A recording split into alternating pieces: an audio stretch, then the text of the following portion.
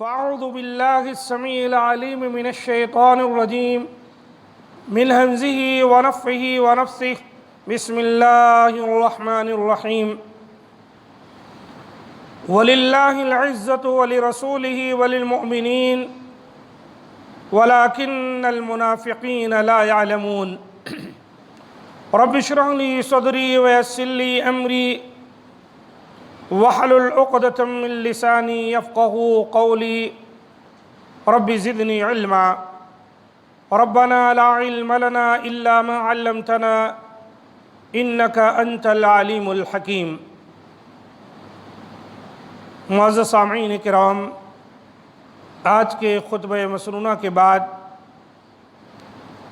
قرآن حکیم سورۃ المنافقون کی ایک آیت میں نے آپ کے سامنے تلاوت کی ہے۔ اس آیت میں اللہ رب العزت نے اس بات کا ذکر کیا کہ عزت جو ہے وہ دراصل اللہ کے لیے اور اس کے رسول کے لیے، وللمؤمنین اور مومنوں کے لیے ہے، لیکن جو منافق ہیں وہ اس بات کو نہیں جانتے۔ اس کا پس منظر کچھ یوں ہے کہ نبی صلی اللہ علیہ وآلہ وسلم جب ہجرت کر کے مکہ سے مدینہ پہنچے تو وہاں پر منافقین کا گروہ تیار ہوا، جو بظاہر اسلام قبول کرتے تھے لیکن بباطن اپنے دل کے اندر اسلام اور مسلمانوں اور اللہ کے نبی سے دشمنی رکھتے تھے، یا یوں سمجھ سکتے ہیں کہ بظاہر ایمان قبول کر کے بباطن کفر پر ہی اڑے رہتے تھے۔ ایک مقام پر ایسا ہوا، کسی مسئلے میں ان منافقین نے یہ شور مچا دیا ایک موقع کے اعتبار سے کہ جب ہم مدینہ پہنچیں گے، وہ سفر میں تھے، اللہ کے رسول بھی سفر میں تھے، جب ہم مدینہ پہنچیں گے تو مدینہ کے اندر جو عزت والا ہے وہ ذلیل کو مدینہ سے باہر نکال دے گا۔ اللہ تعالیٰ نے اس کے جواب میں یہ آیت کریمہ نازل فرمائی اور اس کے اندر بیان فرمایا، یہ کیا سمجھتے ہیں منافقین کہ یہ بڑے عزت والے ہیں اور ہمارے نبی کو اور اس کے متبعین کو ذلیل سمجھتے ہیں؟ تو اے مسلمانوں، جان لو کہ عزت جو ہے یہ دراصل اللہ کے لیے ہے اور اس کے رسول کے لیے ہے اور مومنوں کے لیے ہے، اور منافقین اس بات کو نہیں سمجھتے۔ عزت کا بھی خواہاں انسان ہوتا ہے، وہ چاہتا ہے کہ ہمارا ایک مقام ہو، جہاں جس معاشرے میں رہتا ہوں وہاں کے لوگ میری قدر اور میری منزلت کو سمجھیں، میرا مقام رہے ان کے درمیان۔ ہر انسان کی یہ خواہش ہوتی ہے۔ جو آدمی غلط کام کرتا ہے اس کو بھی اپنی عزت کی فکر لگی رہتی ہے، باوجود ہے کہ وہ بڑا برا ہے، قتل و غارت گری اور دیگر بڑے بڑے کبائر کا مرتکب ہے، لیکن اس کو بھی اپنی عزت کی فکر لگی رہتی ہے۔ اس کا بھی ایک دائرہ ہے جہاں وہ چاہتا ہے کہ اس کی عزت برقرار رہے، اس کا نام خراب نہ ہو۔ اور قرآن مجید میں اللہ تعالیٰ نے جو دعا سکھلائی ہے وہ یہ، قُلِ اللَّهُمَّ مَالِكَ الْمُلْكِ تُؤْتِي الْمُلْكَ مَنْ تَشَاءُ وَتَنزِعُ الْمُلْكَ مِمَّنْ تَشَاءُ وَتُعِزُّ مَنْ تَشَاءُ وَتُذِلُّ مَنْ تَشَاءُ بِيَدِكَ الْخَيْرُ إِنَّكَ عَلَى كُلِّ شَيْءٍ قَدِيرٌ۔ اے نبی، آپ یوں دعا کریں کہ اے اللہ، تو مالک الملک ہے، تؤتی الملک من تشاء، جس کو چاہتا ہے تو ملک عطا کر دیتا ہے، بادشاہت دے دیتا ہے، اور جس سے چاہتا ہے تو چھین لیتا ہے۔ وتنزع الملک ممن تشاء، بڑے بڑے بادشاہ معزول ہو جاتے ہیں، چھپ جاتے ہیں، ہٹا دیے جاتے ہیں۔ وتعز من تشاء وتذل من تشاء، اور عزت بھی دینا تیرا کام ہے، اور اگر بہت زیادہ کوئی اکڑ رہا ہے تو اس کو ذلیل اور رسوا کرنا بھی تیرے ہاتھ میں ہے۔ یہاں ایک بات آئی بیدک الخیر، تیرے ہاتھ میں خیر ہے۔ اس میں ایک نقطہ ہے کہ بظاہر کبھی کبھی ایک باعزت آدمی بھی ہمیں دکھتا ہے کہ ذلیل و رسوا ہو رہا ہے، لیکن چونکہ خیر اللہ کے ہاتھ میں ہے، اللہ تعالیٰ اس رسوائی کو بھی اس کے لیے خیر کا اور بھلائی کا باعث بنا دیتا ہے۔ تو کبھی کبھی مشکلیں بظاہر یوں لگتی ہیں کہ اس میں ہماری عزت گئی، اب میں مٹ گیا، لیکن اللہ اس کے اندر بھی کوئی خیر و بھلائی پیدا کر دیتا ہے، اس لیے کہ اللہ کے ہاتھ میں خیر ہے۔ اللہ کبھی بھی اپنے بندوں کے ساتھ شر نہیں چاہتا، یہ چیز ہمیشہ یاد رکھے۔ اللہ ہمیشہ اپنے بندوں کے ساتھ خیر چاہتا ہے۔ شر جس کو ہم سمجھتے ہیں یہ شر ہے، وہ ہماری سمجھ کے مطابق، ہمارے فہم کے مطابق شر ہوتا ہے۔ اس شر میں کیا خیر چھپا ہوا ہے وہ تو اللہ جانتا ہے، اس لیے کہا بیدک الخیر، تیرے ہاتھ میں خیر ہے، اور یقیناً اے پروردگار تو ہر چیز پر قدرت رکھنے والا ہے۔ تو عزیز ساتھیوں، یہ عزت جو ہے، یہ ذلت جو ہے، یہ بھی اللہ کے ہاتھوں ہے۔ تو آئیے آج کے خطبے میں آپ کے سامنے کچھ ایسی باتیں رکھوں کہ عزت جو ہے یہ کیسے مل سکتی ہے، عزت حاصل کرنے کا طریقہ کیا ہے، اور ساتھ ساتھ یہ کہ مال اور عزت میں اضافہ کیسے ہو سکتا ہے۔ حضرت ابو ہریرہ رضی اللہ تعالیٰ عنہ کی ایک حدیث ہے کہ آپ صلی اللہ علیہ وآلہ وسلم نے فرمایا ما نقصت صدقۃ من مال، کہ صدقہ کرنا مال میں کوئی کمی نہیں کرتا۔ صدقہ اپنا مال ہے، اس میں سے ہم نے کچھ خرچ کیا تو بظاہر تو خرچ کر رہے ہیں تو مال کم ہو رہا ہے، لیکن اللہ کے رسول فرماتے ہیں ما نقصت صدقۃ من مال، صدقہ کرنا مال میں کوئی کمی نہیں کرتا۔ وما زاد اللہ عبدا بعفو الا عزا، اور معاف کر دینے سے اللہ تعالیٰ آدمی کی عزت میں اضافہ فرماتا ہے۔ دیکھ لیجیے، یہ نسخہ ہے۔ کسی سے کچھ انبن ہو گئی، یہ تو زندگی میں ہم سنتے ہی رہتے ہیں، جہاں چار برتن ہیں کچھ نہ کچھ وہاں پر آواز ہوتی ہی رہتی ہے۔ جس معاشرے میں ہم رہتے ہیں، جن رشتہ داروں کے ساتھ، اٹھنے بیٹھنے والوں کے ساتھ کبھی من مٹاؤ ہو جائے گا، کبھی کچھ نہ کچھ بگاڑ ہو جائے گا۔ اللہ کے رسول ایسے وقت میں ہم کو اور آپ کو جو تعلیم دیتے ہیں، جو ہمارے لیے عزت کا باعث بن سکتی ہے، بچیز وما زاد اللہ عبدا بعفو الا عزا، اگر کسی کے ساتھ کچھ گڑبڑ ہوئی ہے اس کو معاف کر دو، درگزر کر دو، تو اللہ اس کے بدلے میں آپ کو عزت دے گا۔ بظاہر آپ اس کو درگزر کر رہے ہیں، اپنے آپ کو توڑ رہے ہیں، بظاہر اپنے آپ کو کمزور ثابت کر رہے ہیں، لیکن اللہ تعالیٰ تمہیں انہی لوگوں میں باعزت بنا دے گا تمہارے اس معافی اور تلافی کی وجہ سے۔ وَمَا تَوَاضَعَ أَحَدٌ لِلَّهِ إِلَّا رَفَعَهُ اللَّهُ، اور جو کوئی بھی اللہ کے لیے عاجزی کرتا ہے تو اللہ اسے رفعت و بلندی عطا فرماتا ہے۔ اللہ اکبر، یہ حدیث صحیح مسلم کی ہے۔ معنی ہے کہ اگر کوئی آدمی اللہ کے لیے جھکتا ہے، اللہ کے لیے تواضع و نرمی اختیار کرتا ہے کسی بھی معاملے میں، تو اللہ تعالیٰ اس کو بلند کر دیتا ہے، اس کا مقام اونچا کر دیتا ہے۔ جبکہ دنیا کیا چاہتی ہے؟ آپ کو نیچا دکھائیں، آپ کی بے عزتی کریں، آپ کے مقام کو گرا دیں۔ لیکن اگر آپ اس نبوی نسخہ پر عمل کریں گے نا، تو دنیا میں آپ عزت بھی پا جائیں گے اور مقام بھی پا جائیں گے۔ دنیا یہ چاہ کر بھی کہ آپ کو زیر کر دے، زیر نہیں کر سکتی۔ یہ نبی صلی اللہ علیہ وآلہ وسلم کو بتایا ہوا نسخہ ہے، اور منافقین کا یہی مسئلہ رہا ہے۔ وہ جو ہے ہمیشہ جو ہے مسلمانوں کو ذلیل اور رسوا کرنا چاہتے تھے۔ مدینے کے اندر کوئی بھی موقع وہ اپنے ہاتھوں سے نہیں جانے دیتے تھے، کوئی بھی موقع وہ اپنے ہاتھوں سے نہیں جانے دیتے تھے۔ لیکن کیا ہوا؟ وہ یوں ہی رسوا ہوتے تھے خود اپنے کیے ہوئے اعمال میں، اور اللہ تعالیٰ مومنوں کو عزت دیتا تھا۔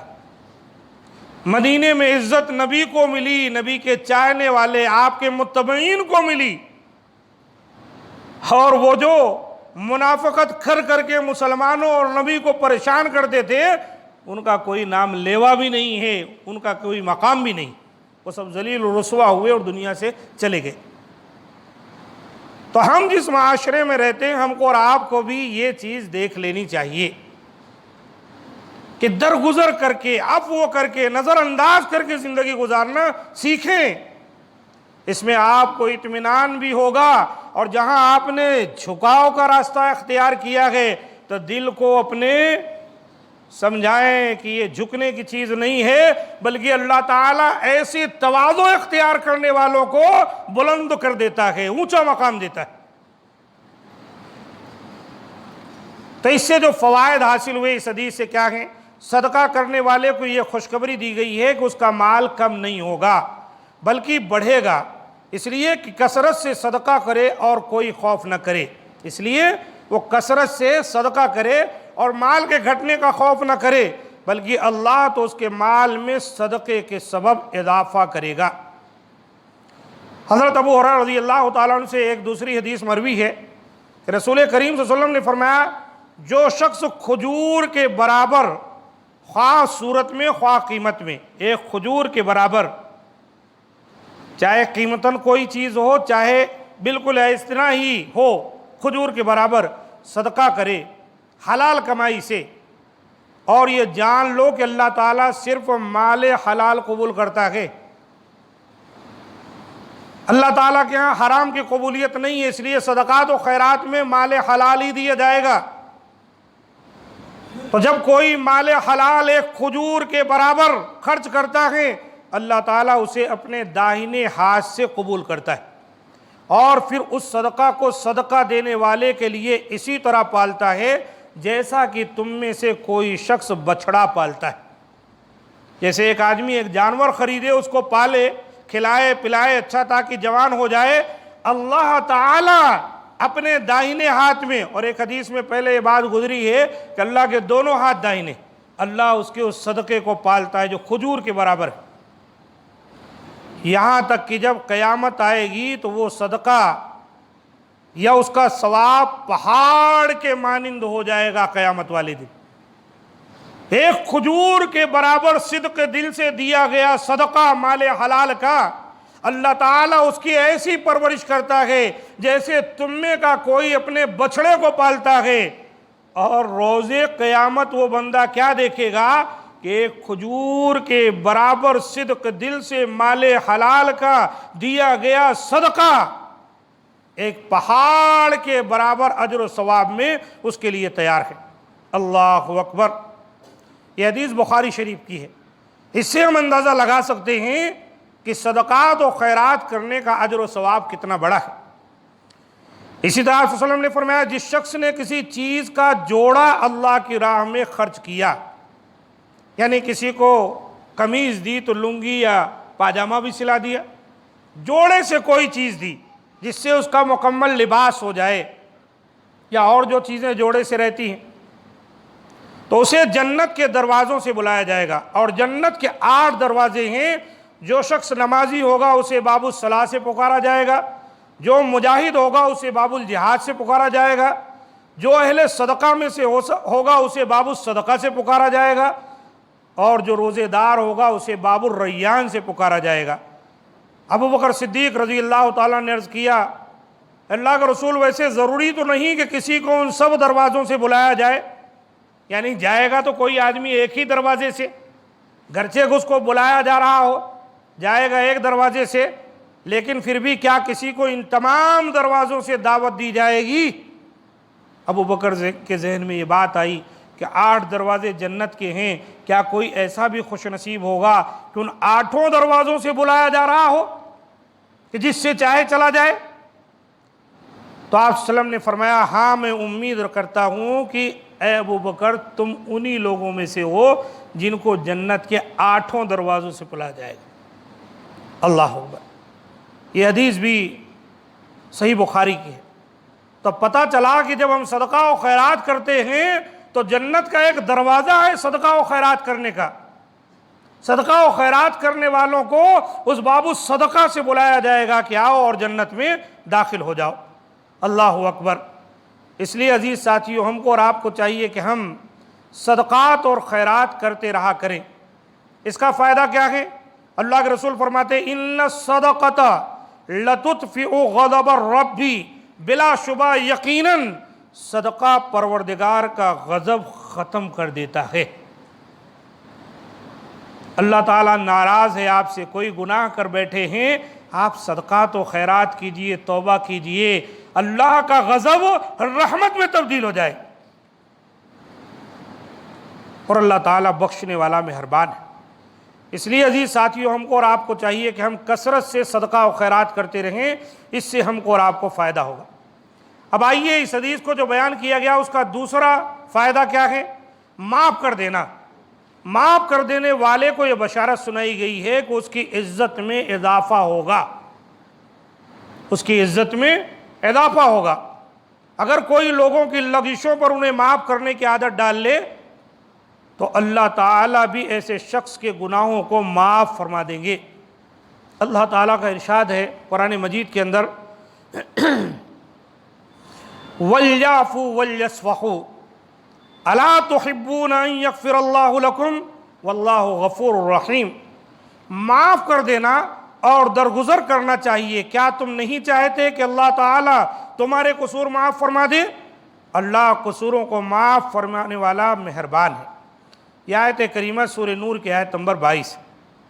کیا پتہ چلا کہ جیسے ہم چاہتے ہیں کہ اللہ تعالیٰ ہمیں معاف فرما دے، ہماری کوتاہیوں کو پردے میں ڈال دے، ہماری عزت بنی رہے، ایسے ایک انسان کو چاہیے کہ اپنے بھائی کے سلسلے میں بھی یہی جذبہ رکھے. اور اگر وہ یہ جذبہ اپنے بھائی کے سلسلے میں رکھے گا، اس کو معاف کرے گا، درگزر کرے گا اور اس کی عزت و آبرو کا افشا نہیں کرے گا، تو اللہ تعالیٰ اس کی عزت و آبرو کی حفاظت کرے گا اور اللہ تعالیٰ اس کو معاف فرما دے گا اور اس کی بخشش فرما دے گا. اس لیے ہم کو اور آپ کو چاہیے کہ اس چیز کا خیال کریں. آپ صلی اللہ علیہ وسلم کا فرمان ہے ارحموا ترحموا واغفروا یغفر لکم. تم دوسرے پر رحم کرو، تم پر رحم کیا جائے گا. یہ دنیا کے اندر بہت سارے مسائل آتے ہیں. اگر ہم کسی پر رحم کریں گے، چاہے وہ جانور ہی کیوں نہ ہو، اگر رحم کریں گے تو اللہ تعالی ہم پر رحم فرمائے گا. ایک حدیث اس طرح بھی ملتی ہے ارحموا من فی الارض یرحمکم من فی السماء. زمین میں جتنے لوگ رہتے بستے ہیں تم ان کے ساتھ رحم اور نرمی کا معاملہ اختیار کرو، جو آسمان میں اللہ تعالیٰ وہ تم پر رحم فرمائے گا. اس لیے عزیز دوستو، ہم کو اور آپ کو چاہیے کہ چھوٹی موٹی باتوں کو نظر انداز کریں. راستے میں جا رہے ہیں، کسی کی گاڑی تھوڑا ادھر ادھر ہو گئی، ایسے بیٹھے ہوئے ہیں، کسی کی زبان سے کچھ نکل گیا، گھر میں خاندان کے لوگوں میں سے کسی کوئی ہمارے تعلق سے بدظن ہو گیا، کھلی ولی نظر انداز کرو، کچھ ہوا ہی نہیں، اپنا راستہ لے او جاؤ، ختم. ایک دن وہ انسان کہے گا دیکھیے میں کتنا بڑا بدتمیز ہوں، ایسی باتیں کہا، اور اس شخص کو دیکھیے یہ کچھ خاطر میں ہی نہیں لائے، اپنی چال چل رہا ہے. اور پھر وہ خاموش ہو جائے گا اور اس کے دل میں بھی آپ کے لیے عزت کا مقام بڑھے گا. بھائی یہ معمولی حیثیت کا انسان نہیں، دیکھ نہیں رہے ہم کہاں سے کہاں اس کے تعلق سے بول چکے، اور یہ ہے کہ اس نے کبھی کچھ کہا ہی نہیں. تو اللہ کے رسول فرماتے ہیں جو زمین میں ان پر رحم کرو اللہ تعالیٰ تم پر رحم کیا جائے گا. واغفروا یغفر لکم، اور تم معاف کر دو اللہ تعالیٰ تمہیں بخش دے گا. اس لیے میرے دوستو اس کا خیال کرنا چاہیے. ہمارے نبی صلی اللہ علیہ وآلہ وسلم جو ہمارے اور آپ کے لیے اسوہ ہیں، ان کی عادت دیکھیے. حدیث میں آتا ہے، یہ حدیث صحیح بخاری کی ہے کہ ایک مرتبہ حضرت انس رضی اللہ تعالیٰ عنہ کہتے ہیں میں رسول اللہ صلی اللہ علیہ وسلم کے ساتھ چلے جا رہا تھا اور آپ ایک موٹی چادر اوڑھے ہوئے تھے کپڑے کی شکل میں، جس کے کنارے موٹے موٹے تھے. آپ ایک جگہ سے گزرے تو ایک جو ہے بدو آدمی نظر آیا. بدو عربی لوگ رہتے تھے. اور اس نے نبی صلی اللہ علیہ وسلم کی چادر کو پکڑ لیا. وہ دیہاتی آدمی آپ کی چادر کو پکڑ کر کچھ اس طرح سے گھسیٹنے لگا کہ اللہ کے رسول صلی اللہ علیہ وسلم کے کندھے پر نشان پڑ گئے اس چادر کے کھینچنے کی وجہ سے. اور پھر وہ دیہاتی کیا کہتا ہے, محمد تیرے پاس جو اللہ کا مال ہے اس میں سے میرے لیے بھی حکم دے. دیکھو کتنا رعب سے اللہ کے رسول کو راستے میں پکڑ کے اس طرح آپ کے جسم پر چادر جو ہے اس کو گھسیٹ کر آپ کو ایذا دے کر کہہ رہا ہے کہ مجھے بھی مال دلاؤ. اللہ اکبر. فالتفت الیہ رسول اللہ صلی اللہ علیہ وسلم فضحک ثم امر له بعطاء. اللہ کے رسول نے اس کی طرف دیکھا غور سے اور ہنس پڑے. آپ ہنس دیے اور لوگوں سے کہا بھائی دیو اس کو دیو. سبحان اللہ. دیکھیے کتنا سختی اور بدمزاجی, اور نبی صلی اللہ علیہ وسلم آتا اور اس پر ہی نہیں آپ ہنس بھی رہے ہیں. سبحان اللہ. یہی وہ عادت ہے, یہی وہ اخلاق ہے نبی کا جس کا ذکر قرآن نے کیا کہ انک لعلی خلق عظیم. اے نبی آپ اخلاق کے بہت بڑے درجے پر فائز ہیں. ایک مقام پر اللہ تعالیٰ نے فرمایا فَبِمَا رَحْمَةٍ مِّنَ اللَّهِ لِنْتَ لَهُمْ وَلَوْ كُنْتَ فَظًّا غَلِيظَ الْقَلْبِ لَانْفَضُّوا مِنْ حَوْلِكَ. کہ اللہ کی رحمت ہے نبی کہ اللہ نے آپ کو نرم دل بنایا ہے, آپ بڑی نرمی سے پیش آتے ہیں. اگر کہیں آپ تند ہوتے, سخت ہوتے, تو یہ جو گروہ آپ کے پاس ارد گرد بیٹھا رہتا ہے نا, سب بھاگ جاتے, آپ کے قریب ہی نہیں رہتے. اس لیے نرمی اور اچھے اخلاق سے پیش آنا یہ ہمارے نبی صلی اللہ علیہ وآلہ وسلم کی سنت ہے. اب آئیے تیسری بات ہے عاجزی کرنا. جیسے اس حدیث میں یہ بات آئی کہ اگر آپ تواضع اختیار کریں گے تو اللہ درجات کو بلند کر دے گا. عاجزی کرنے والے کو یہ مژدہ سنایا گیا ہے, یعنی بشارت دی گئی ہے کہ اس کو اللہ تعالیٰ بلندی اور رفعت عطا فرمائیں گے. عاجزی تکبر کی ضد اور الٹ ہے. اب آپ کہیں عاجزی کس کو کہتے ہیں؟ ایک انسان ہوتا ہے جس میں تکبر ہے, ایگو, انا. اس کے بالمقابل ایک آدمی جس میں تکبر نہیں, نرمی ہے, کچھ بھی نہیں, کچھ بھی بول دیے منڈی چلا چھوڑو جانے کہاں منہ لگیں گے, اس کو کہتے ہیں عاجزی. تکبر کی ضد ہے. اللہ کے رسول صلی اللہ علیہ وسلم نے فرمایا, سیدنا معاذ بن انس جوہنی رضی اللہ تعالیٰ عنہ حدیث کے راوی ہیں کہ من ترک اللباس تواضعا للہ وهو يقدر علیہ دعاه اللہ یوم القیامت علی رؤوس الخلائق حتی یخیرہ من ای حلل ایمان شاء یلبسها. جس نے اللہ کے لیے محض عاجزی کا اظہار کرتے ہوئے قیمتی لباس چھوڑا حالانکہ وہ اس کے پہننے پر قادر تھا. یہ لباس جو ہے نا, اچھی گاڑی, اچھا لباس, اچھا جوتا, یہ بھی انسان کے اندر کبر و غرور پیدا کر دیتا ہے. آپ خوب اچھا پہنیے, اچھی گاڑی لیجئے, اچھے محلات میں رہیے, اچھا کھائیے, اچھے عطر لگائیے, اچھے کپڑے زیب تن کریے, لیکن دوسروں کو حقیر مت سمجھیے, اپنے آپ کو بڑا سمجھ کر دوسرے کو کمتر مت سمجھیے, کوئی بات نہیں. ایک حدیث میں آیا ہے ان اللہ جمیل یحب الجمال. اللہ خوبصورت ہے, خوبصورتی کو پسند کرتا ہے, یہ نہیں ہے. لیکن اب آپ اچھا پہننے کے بعد دوسروں کو کمتر سمجھنے لگے. ہمارا لباس, ہماری گاڑی, ہماری چیز ہمارے مقابلے میں کون ہے؟ لوگوں کی عادت ہوتی ہے کہنے کی اور سمجھانے کی زیادہ ضرورت نہیں. اللہ کے رسول ایسے آدمی کے سلسلے میں کہہ رہے ہیں کہ اگر کوئی آدمی یہ فاخرانہ لباس, یہ قیمتی لباس اتار کر پھینک دے اور اللہ کے لیے سیدھے سادے کپڑے پہن کر زندگی گزارے تو کیا فائدہ ہوگا؟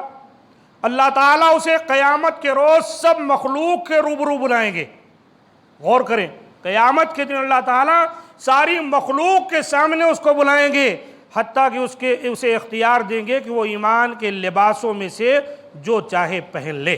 یعنی اتنے لوگوں کے درمیان اللہ تعالیٰ اس کو عزت دیں گے, مقام دیں گے. کیوں؟ اللہ کے لیے دنیا میں جس چیز پر قدرت تھی اس نے اس کو چھوڑ دیا.